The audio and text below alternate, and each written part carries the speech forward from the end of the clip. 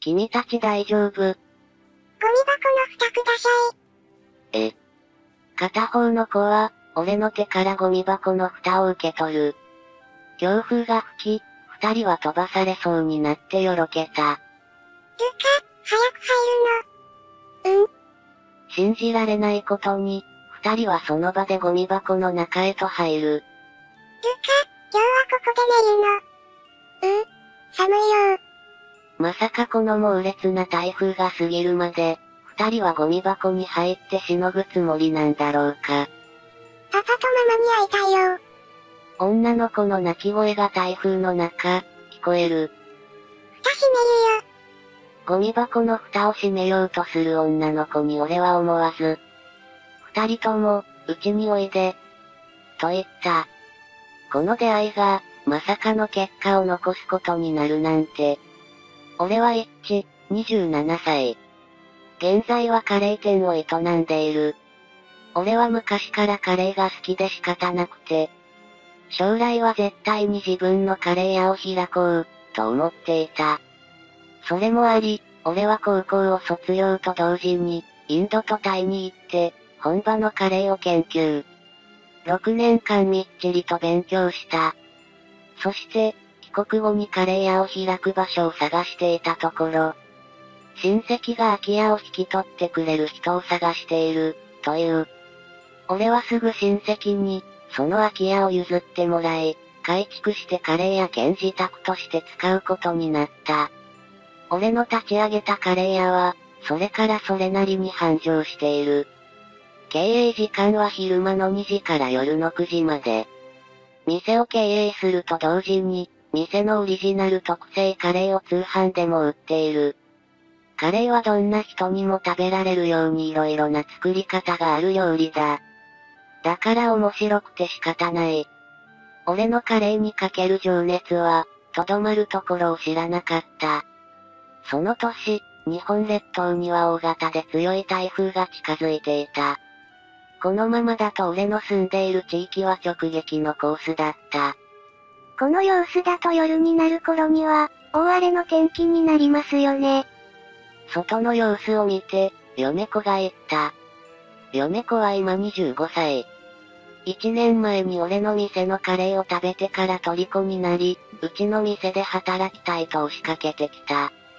試しに働いてもらうと、とても気が利く優秀な店員になった。それ以来、俺は嫁子と二人でこの店を経営している。外は強風が吹いていて、とてもじゃないけれど外出する気になんてならない。今回の台風はかなり大きいし、外に出るのは危険ですね。嫁子さん、早めに帰った方が良くない。店はもう閉めるか。その時、俺は大切なことを思い出した。ああ、通販のカレー、郵送するの忘れてた。一致さん、そうは言っても、今からなんて、この風ですよ。でも遅らせるわけにはいかないし、ちょっと郵便局行ってくるよ。じゃあ、一致さんが帰ってくるまで私、お店にいますから。念のためレインコートを持って行った方がいいですよ。でもすぐだし、いらなくない。念のためですよ。じゃあ、お気をつけていってらっしゃい。俺は郵便局に向かった。行く時は強風だけだったものの、ものすごく強い風で体を煽られそうになった。今回の台風は本当にすごいな。そんなことを思いながら帰ろうと郵便局を出ると、いつの間にかとんでもない豪雨になっていた。見渡してみると、外を歩いている人間なんていない。マジかよ。嫁子の言った通り、レインコートを持ってきて正解だった。嫁子に感謝して、俺はレインコートを着て歩き出す。しかし、本当に信じられないくらいの荒れ模様だ。すでに、道にはどこから飛んできたのかわからないような看板や、ゴミなどが散らばっている。俺は近道をしようと思い、途中の公園を横切っていこうとした。その時、背中に何かがぶつかった。なんだ？それはプラスチックのゴミ箱の青い蓋だった。どこから飛んできたんだろう。そう思った時、かすかに誰かの声が聞こえた。気のせいだろうか、こんな天候の時に歩いている人間なんていないし。俺はゴミ箱の蓋を持ったまま、周囲を見渡した。その時、後ろからレインコートを引っ張られた。驚いて振り向くと、そこには二人の女の子。そして、片方の子は大きな空の、青いゴミ箱を抱えている。二人とも、ずぶ濡れで髪の毛もボサボサ。君たち大丈夫？3歳くらいに見えるけれど、どうしてこんな台風の中、公園にいるんだろう。ゴミ箱の蓋ください。片方の子は、俺の手からゴミ箱の蓋を受け取る。どうやらこの蓋は、女の子が抱えている、ゴミ箱の蓋だったようだ。蓋があったから大丈夫ですよ。でも、俺はなんだかわからずに二人を見ている。その間もとんでもない暴風は続く。強風が吹き、二人は飛ばされそうになってよろけた。早く入るの。信じられないことに、二人はその場でゴミ箱の中へと入る。俺は状況がよく把握できずに言葉が出ない。今日はここで寝るの。でも、寒いよ。なんだかわからなかったけれど、まさかこの猛烈な台風が過ぎるまで、二人はゴミ箱に入ってしのぐつもりなんだろうか。そんなことは無理に決まっている。ママに会いたいよ。泣いちゃダメです。だって、パパもママもいない。マコだって、パパとママに会いたい。女の子二人はゴミ箱に入ったまま泣き出す。二人の泣き声が台風の中、聞こえている。俺はこれがどういう状況なのか、全くわからないものの、近くに親なんて見えないし、誰もいない。何より、ゴミ箱で台風をしのごうとしている二人を見ると、何かしら事情があって家に帰れないのだろう。蓋閉めるよ。ゴミ箱の蓋を閉めようとする女の子に俺は、待って、と声をかけた。うちにおいで。俺のその言葉に、二人は泣きじゃくりながら。マコたちはここでいいです。意地悪されるもん。その時、俺でもよろけるくらいの強風と大雨。二人ともゴミ箱ごと倒れてしまう。もう嫌だ。そう言って大泣きする二人に、俺は言う。大丈夫だよ、事情はわからないけど、とにかくうちにおいで。意地悪する人なんていないよ。そう言って俺は二人に手を差し伸べた。二人は泣きながら顔を見合わせる。片方の子は俺の右手を握り、もう片方の子も俺の左手を握った。二人ともゴミ箱から出る。早く行こう。と、俺は二人を連れ帰ったのだった。店に着くと、嫁子が俺たちを見て、一致さん、どうしたんですか、この子たちは。二人はびしょ濡れでボロボロ状態。不安そうな表情で立ち尽くしている。嫁子さん、お願いがあるんだけど。何ですか？この子たちをうちのお風呂に入れてあげてくれる。多分、ずっと雨に濡れていたから、体が冷え切っているみたいなんだ。わかりました。二人の髪の毛や洋服から雨が滴り落ちている。季節が秋前とはいえ、あの子たちは長時間、豪雨にさらされていたせいか体が冷え切っているのが手を繋いだ時に分かった。嫁子がうちの風呂へと二人を連れて行き、その隙に俺は店を閉める。さすがにこの台風の真っ只中にカレーを食べに来るお客さんなんていないだろう。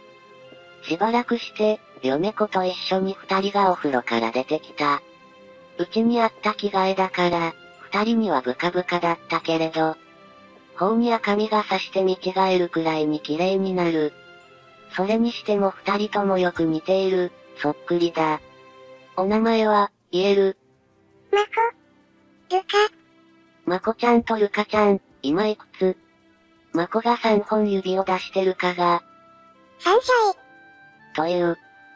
二人ともよく似てるね、双子ちゃんかな。同じ日に生まれたの。その時、ルカのお腹が鳴った。ルカ、我慢するの。すると、今度はまこのお腹が鳴る。お腹が空いてるんだね。と聞くと、二人は遠慮がちにうなずいた。一致さん、何か食べさせてあげないと。よし、今、お兄ちゃんが美味しいカレーを作ってあげるね。二人は顔を見合わせる。ルカたち、カレーは食べられないよ。辛いから食べられないの。大丈夫、辛くないカレーを作ってあげるから。きっと美味しいって思うよ。でも、マコたちお金ない。ご飯はお金がないと食べられないから。俺は二人に笑顔で言った。お金なんていらないよ。お兄ちゃんが出すご飯は二人ともたくさん食べていいからね。俺はキッチンに立って、二人が美味しく食べられるようなカレーを作る。蜂蜜やリンゴを多めに入れたカレー。牛乳とヨーグルトも入れる。全く辛くないし、子供にも美味しく食べてもらえるものだ。はい、お待たせ。出来たてのカレーを二人の前に出す。美味しそう。いい匂い。辛くないから食べてごらん、美味しいよ。二人はスプーンでカレーを一口食べる。すると二人は、美味しい。全然辛くないよ。そう言って目を輝かせる。熱いから冷ましながら食べるんだよ。二人は大喜びで食べる。その時になってやっと、二人の笑顔が見られた。二人に嫁子が尋ねる。今日は何を食べたの？何も食べてないよ。お金がないから食べられないの。俺と嫁子は顔を見合わせる。最後に食べたのはいつ？昨日の朝だっけ？青いお家のおじさんが、食パン2枚くれたの。青いお家のおじさん。それはもしかして、あの公園によくいるホームレスのことだろうか。昨日からそれしか食べていなかったの。二人はカレーを頬張りながらうなずく。この子たちには何か深い事情がありそうだ。マコとルカの話によると、1年前に両親が事故で亡くなったらしい。その後、二人は親戚の家をたらい回しにされたそうだ。みんな意地悪だった。お掃除ばっかりさせられたの。ルカたち、物置に閉じ込められたり、撃たれたりした。そして、二人は親戚の家を飛び出してきてしまったという。どこにも行く場所がないまま、二人で移動を繰り返して、最後にたどり着いたのがあの公園だったとのこと。すごい風と雨だったから、ゴミ箱に入りたかったの。そしたらお兄さんと会ったです。そんな大変な目に遭ってきたなんて。ごちそうさまでした。ごちそうさま、美味しかった。マコとルカは、カレーをきれいに平らげた。お腹がいっぱいになって落ち着いたのか、二人はニコニコと嬉しそうな顔になった。外は相変わらずの豪雨だ。もしも二人があのままゴミ箱で過ごしていたら、間違いなく無事ではいられなかっただろう。しばらくすると、二人は眠そうに瞬きをする。ちょっと寝ようか、お布団持ってきてあげるから待っていてね。そう言って、俺が布団を持ってきた頃には、二人ともソファで寝てしまっていた。俺と嫁子で二人を布団に寝かせると、公園で出会った時の姿が嘘のように、まるで天使みたいな寝顔を見せていた。お風呂に入ってお腹いっぱいになって、眠くなっちゃったんだろうな。疲れただろうし。ところで、一致さん。これからどうするんですか？とりあえず、俺は二人の捜索願いが出てないか、児相に相談してみるよ。それまでは、警察とか児相が問題なければ、うちでこのまま保護するか。でも、一致さん一人で、この子たちの面倒見られます。子供は難しいし、なんとなく不安なんですけど。とは言っても、この家には俺しかいないしな。すると、嫁子は姿勢を正してから、私、しばらくこの家で暮らします。と言った。驚く俺に嫁子は言った。その方がいいじゃないですか。それにこの二人は、多分、私のことも心を許してくれるような気がします。私、小さい姪っ子がいるし子供の相手は慣れてますから。まあ、女性の方が懐くかもしれないけど。女の特権ですよ。じゃあ、明日、台風が過ぎていたら着替えとか取りに行ってきます。ついでに姉から二人が着られそうな服ももらってきますから。そんな経緯もあり、俺はしばらく、誠るかと嫁子と4人で暮らすことになった。まさかの展開。これから先、俺の暮らしはどうなっていくんだろう。嫁子も自分の荷物を俺の家に持ってくると、俺たちの4人で暮らす毎日が始まった。朝食は嫁子が作ってくれる。一輝さんとお姉さんがお仕事中は、まこたちは静かに主湯の。ルカたちは静かに、お絵かき主湯です。と言って、二人は、とてもいい子にしてくれるのがありがたい。二人は絵を描くのが大好きなようで、俺と嫁子がカレー屋の仕事をしている間に、いろんな絵を描いて、お店が終わった後、たくさんの絵を見せてくれる。一輝さんも熊さんの絵を描いて、ルカたちとどっちが上手か、お姉さんに見てもらおう。よし、じゃあ描いてみるよ。二人が見守る中、俺は熊の絵を描く。完成した俺の描いた熊の絵を、二人とも真顔で見ている。これ、熊さん。熊さんにはおひげはえてないです。まこが俺の描いた熊の絵を持って、嫁子のところへ行く。お姉さん、これ何に見える？嫁子は笑顔で。これは猫さんだね。やっぱり猫さんです。熊さんには見えないです。誰が描いた絵なの？一輝さん。それを聞くと、嫁子は大笑いする。一輝さん。さすがにこれは熊じゃないでしょう。ひげ生えてるし。そうっていうかそんなに言うなら嫁子さん描いてみて。私、高校生の時に美術部だったんですよ。描いてみますね。そう言って手早く絵を描く嫁子。はい、これ。嫁子が描いた熊の絵は、とても上手だった。すごい、かわいい熊さん。お姉さん、上手。ニコニコで褒めまくる二人。じゃあ、みんなで猫を描こう。今度はうまく描けるから。猫さん、上手に描く。ルカは猫さん描くの得意。よーし、頑張ろうっと。そして、その夜からみんなでお絵描き大会をするのが恒例になった。俺も嫁子も、誠ルカが楽しそうに過ごしている様子にほっとしていた。こんな風に笑って過ごすことも、この子たちには当たり前じゃないんだよな。そう考えると、俺はこの二人に対して、特別な気持ちが芽生え始めていた。誠ルカを保護してから1週間、俺は児童相談所に相談に行った。事情を話すと、警察と連携して、捜索願いが出ていないか調べてみると言われた。こちらでお二人を保護することもできますが、どうしますか？と聞かれた俺は、正直迷った。うちで保護し続けてはいけないんですか？長期になると、事情が変わってくるんですが、いつでも連絡が取れるようなら、今のままそちらで保護されていても大丈夫ですよ。そうですか。俺は迷った末に、二人をしばらく自分の家で保護することにした。それから1ヶ月が過ぎた。俺たちは変わらず4人で毎日楽しく暮らしていた。二人はすっかりと俺の家に慣れたのもあり、とても楽しそうに過ごしている。昼食を食べているとき、誠ルカは元気にご飯を食べながら話をしていた。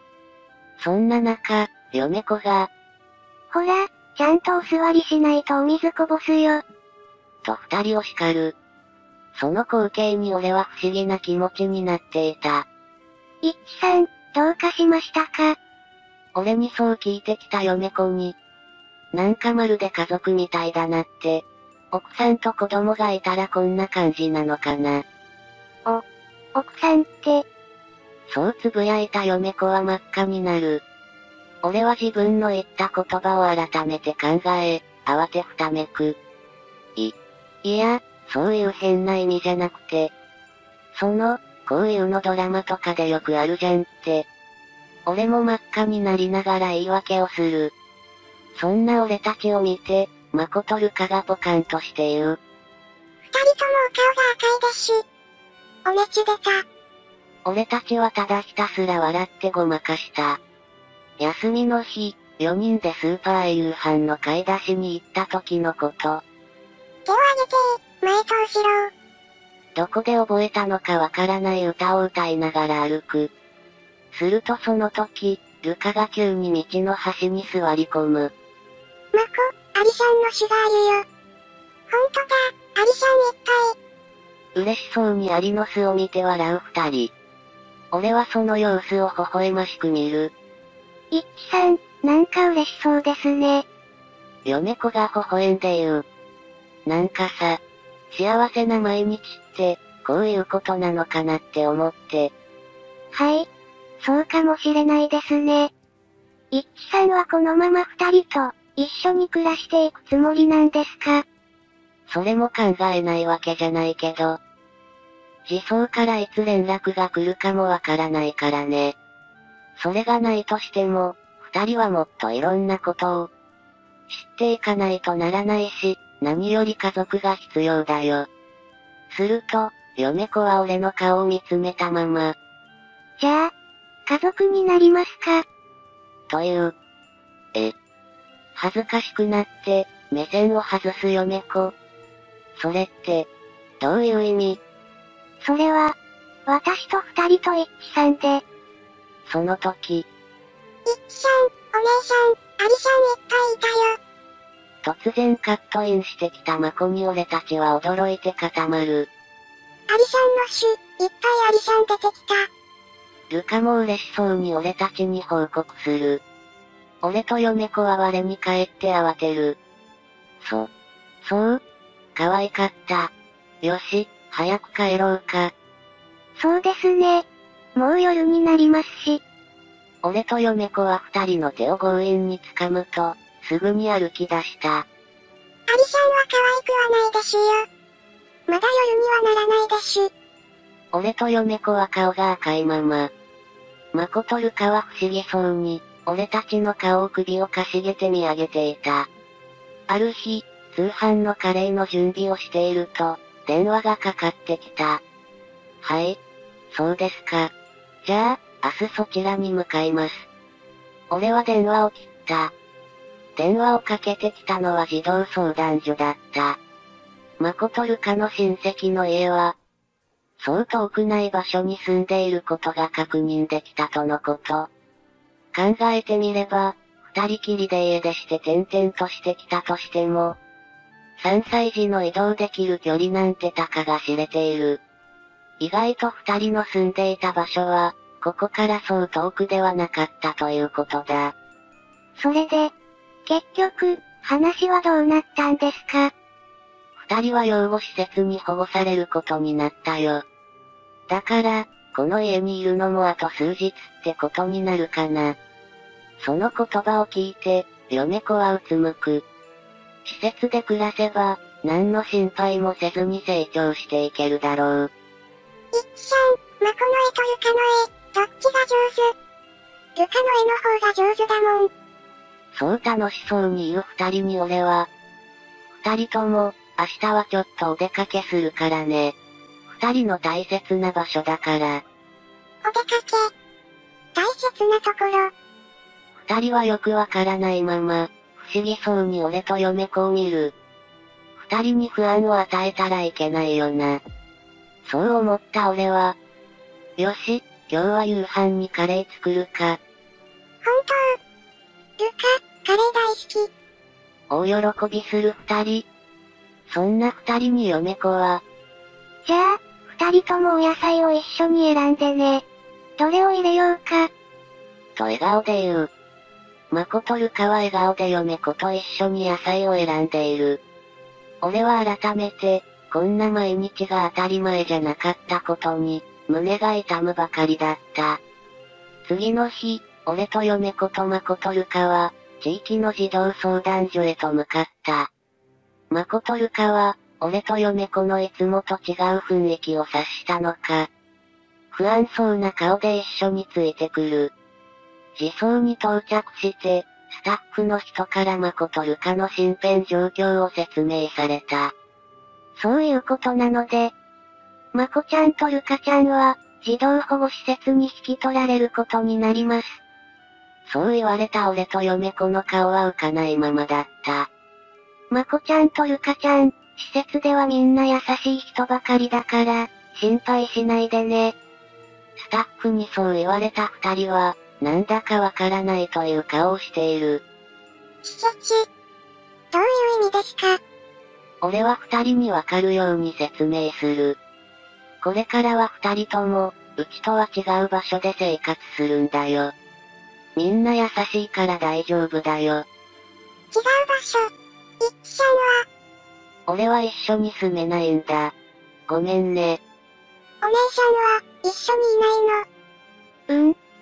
すると、誠ルカはその場で泣き出した。やだ、いっちゃんとお姉さんと一緒じゃないとやだ。なんでルカたちと一緒じゃダメなの？大泣きする二人をなだめても、泣き止まない。すると、隣にいた嫁子が突然立ち上がった。そして、二人を引き取るとしたら、私たちが結婚していないとダメなんでしょうか？と言った。俺はその言葉を頭の中で復唱する。結婚って、いえ、別に結婚していなくても、養子縁組でお二人を引き取ることは可能ですよ。すると、嫁子は俺の方に向き直し。いっちさん、私が二人を養子に迎えます。